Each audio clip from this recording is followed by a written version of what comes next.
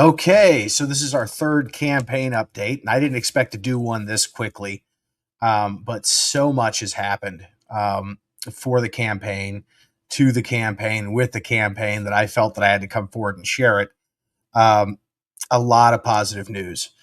Many Democrats who have felt left out of the commissioner primary election, that didn't get the candidate that they supported, that didn't get the candidate that was qualified, and she was. Um, they're feeling that the only candidate left who's qualified right now is Matthew Van Pelt. I've gotten numerous requests for signs from very blue Democrats. They aren't switching parties because they understand for this race, party doesn't matter. Put the parties aside. Everybody had to pick a letter. But for this race, it is specifically and exclusively about Island County.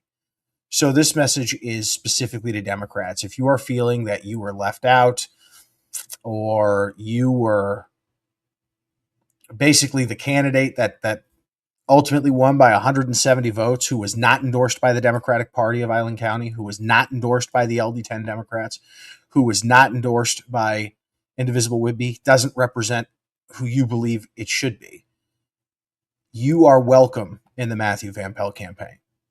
And this is a guy who gets along with Democrats. He's been married to one for a very long time, and that Democrat was your clerk for 16 years, Deborah Van Pelt.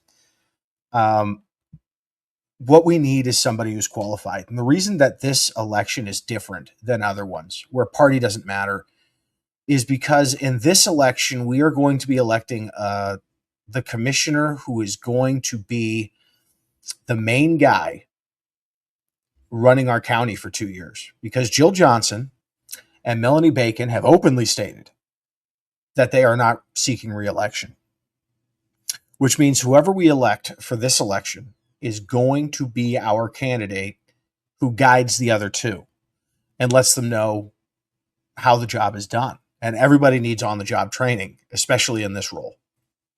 Do you feel more comfortable with a man who's been very honest with you about his background, very honest with you about where his money comes from his 3 businesses? Or do you feel more comfortable with a man whose qualifications we have no idea where they come from? He says he's qualified to be commissioner because he worked at Costco.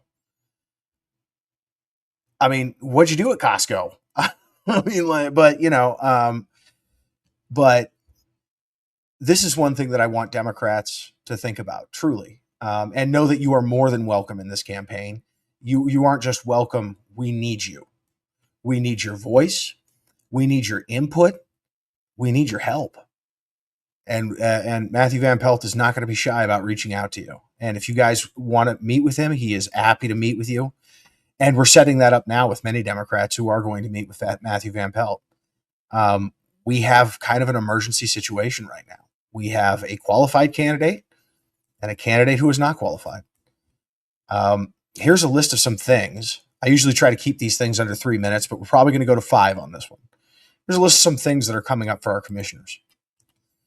Island County's bracing for its toughest budget since 2008 with rising insurance, defense costs, and possible state and federal funding cuts ahead. And by possible, they mean likely. There's likely going to be state and federal funding cuts.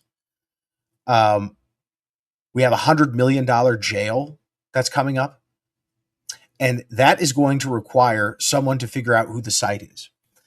Now, what does Matthew Van Pelt bring to the table that we don't currently have at our commissioners? He brings a building background. He will understand how to help guide where that site should be. He will help them understand what can be done, what can't be done, and offer advice that can reduce costs here in Island County. And we are talking millions of dollars.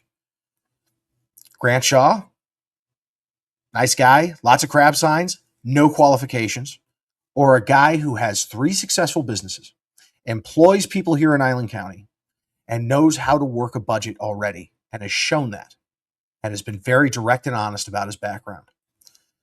And we have other great news. I mean, they just keep rolling in now. An endorsement alert.